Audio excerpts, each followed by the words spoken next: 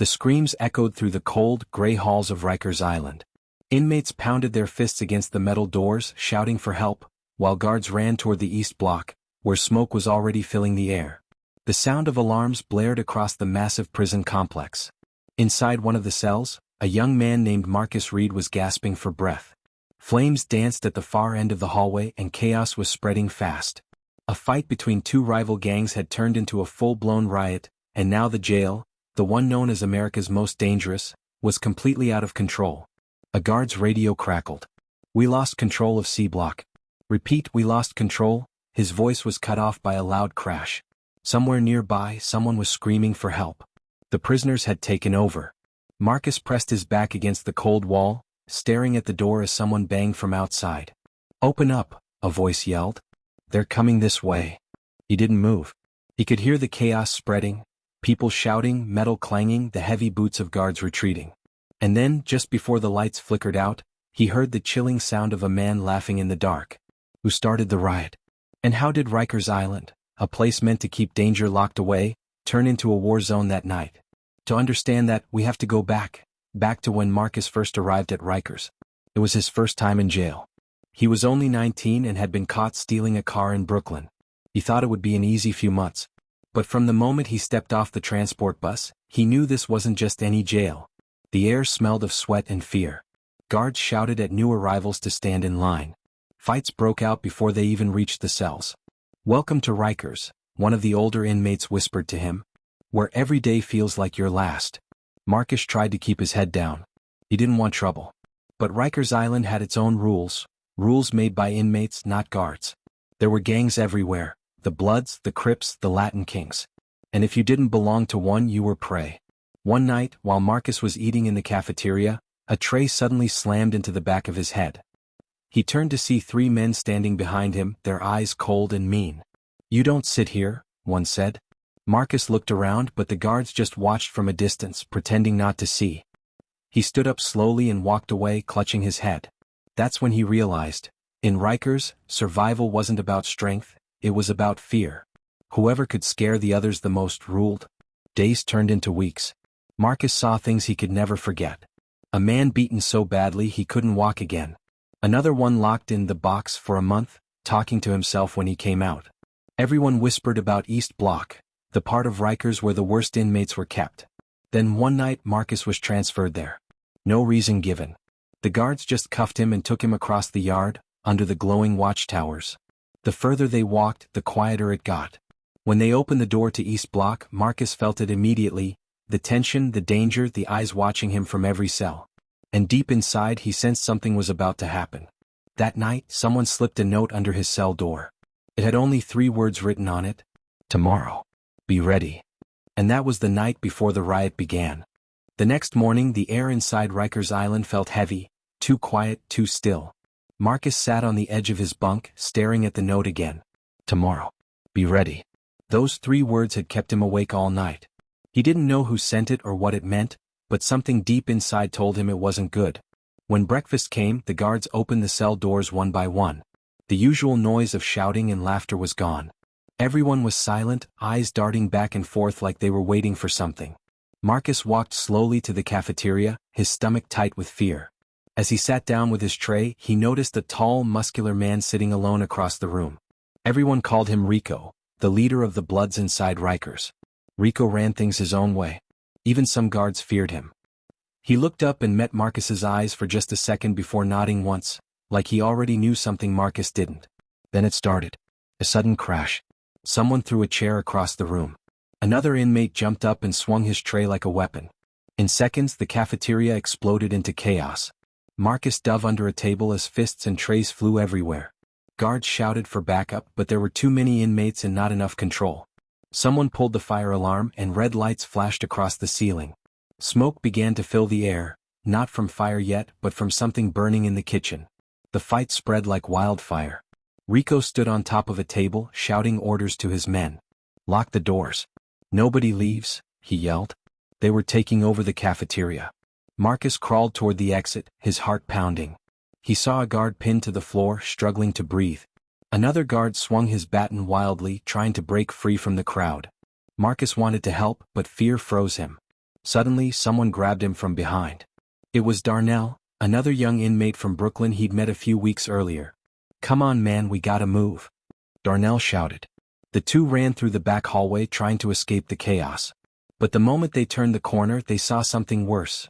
Rico's men were already there, cutting off the way out. "Where you going?" one of them sneered. "You ain't part of this." Darnell raised his hands. "We don't want no trouble." The man smirked and stepped closer. "Then you better pick a side, kid. 'Cause Rikers is about to burn." Marcus didn't understand what that meant, until he smelled it. Smoke. Real smoke this time, thick and black, curling from the far end of the corridor. Someone had set something on fire. "Fire in East Block," a guard shouted from the other side of the hallway. "Everyone back." The inmates didn't move. Some cheered. Some laughed. Rico's voice echoed through the halls again. "This is our house now." The lights began to flicker. The smoke alarm screamed. Marcus could barely see as Darnell pulled him toward the laundry room to hide. They slammed the door shut, coughing from the smoke. "What's happening, man?" Marcus asked, his voice shaking. Darnell wiped sweat from his face. "It's a setup," he said. "Rico's been planning this. He said today's the day they take Rikers for real." Marcus's heart dropped. "Take it? Oh, there's too many guards." "Not today," Darnell said, cutting him off. "Half the guards on this shift? Rico bought them." Marcus froze. That couldn't be true, could it? Then came the sound that made his blood run cold, an explosion somewhere deep in the cell blocks. The ground trembled. The sprinklers burst to life. Water poured from the ceiling, mixing with smoke and screams. Marcus looked at Darnell, eyes wide. "What was that?" Darnell didn't answer. He just looked toward the door where the light under the frame had turned orange. The fire was coming their way. And before either of them could move, someone outside the door shouted Marcus's name. "Marcus Reed. Open up. They're coming for you next." Marcus froze. The voice outside the door was harsh and panicked. "Marcus, open up now." He hesitated. Could be a trap. But when he looked at Darnell, the other inmate gave a small nod. They couldn't stay there. The fire was closing in fast. Smoke rolled under the door like black waves. Marcus opened it slowly. Standing there was Officer Daniels, one of the few guards who actually treated inmates like people. His uniform was torn and his face was covered in soot. "We have to get you out of here," Daniels said, coughing. "Rico's men are hunting you. They think you're the one who told the warden about their plan." Marcus's stomach dropped. "What? I didn't tell nobody anything." "I know," Daniels said, pulling him into the hall, "but they don't care." The hallway was a nightmare. Alarms wailed, fires burned in trash cans, and the walls were covered in graffiti scrawled during the chaos. "Rikers belongs to us." They ran past unconscious inmates and broken doors. Darnell followed behind, clutching his side. As they turned a corner they came face to face with Rico himself. He stood there, shirtless, his tattoos glowing orange under the flickering lights. Two of his men stood beside him, holding makeshift weapons. Well, Rico said with a grin. "The snitch himself." "I didn't say nothing," Marcus shouted, backing away. Rico raised a hand. "Doesn't matter. Someone talked, and I don't let rats breathe long enough to deny it." Daniel stepped forward. "Back off, Rico. This ends now." Rico laughed, a deep, ugly sound. "You think you can stop me, guard? Half your people already switched sides." That's when Marcus saw it, two more guards behind Rico, standing still, their badges glinting. They weren't helping. They were with him. Daniels drew his baton. "Run, Marcus. Go." Before Marcus could argue, Rico lunged. The hallway erupted into chaos again. Marcus grabbed Darnell's arm and sprinted down another corridor, the sound of fighting echoing behind them. He didn't look back. He couldn't. They reached a locked gate near the yard. Marcus shook it, but it wouldn't budge.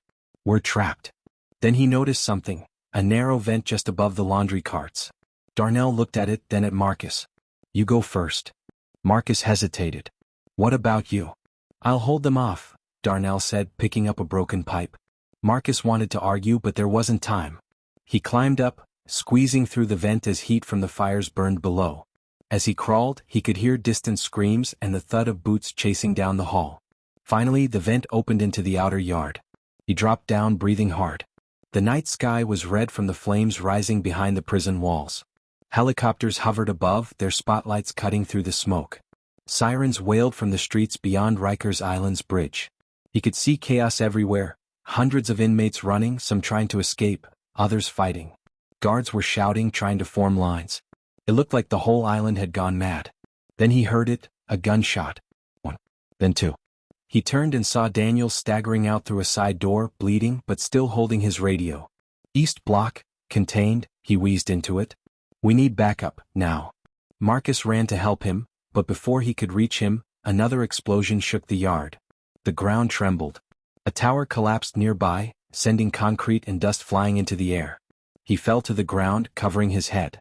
The noise was deafening. When he looked up again, Daniels was gone. Just smoke. Marcus didn't know if he was alive or dead.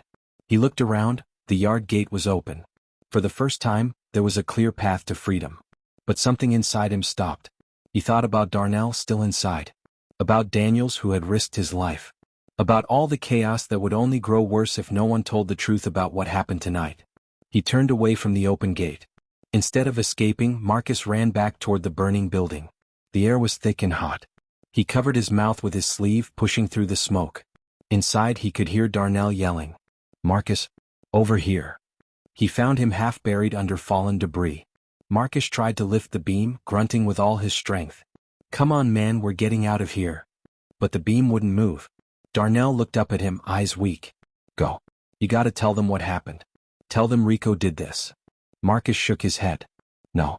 I'm not leaving you. Promise me, Darnell whispered. Marcus hesitated, tears mixing with soot on his face. I promise. The fire roared louder, swallowing the hallway behind them. He turned one last time, running through the flames toward the exit as more explosions echoed across Rikers Island. By morning the riot was over. News helicopters circled the island. Reporters called it the bloodiest night in Rikers history. Hundreds were injured. Several dead. And among the survivors pulled from the wreckage was Marcus Reed, burned, coughing and barely conscious, holding the same crumpled note in his hand. Tomorrow. Be ready. That note would later become the key evidence in exposing one of the biggest corruption scandals in New York's prison system. How gangs and guards together turned Rikers Island into America's most dangerous jail. And though Marcus survived, Rikers Island would never be the same again.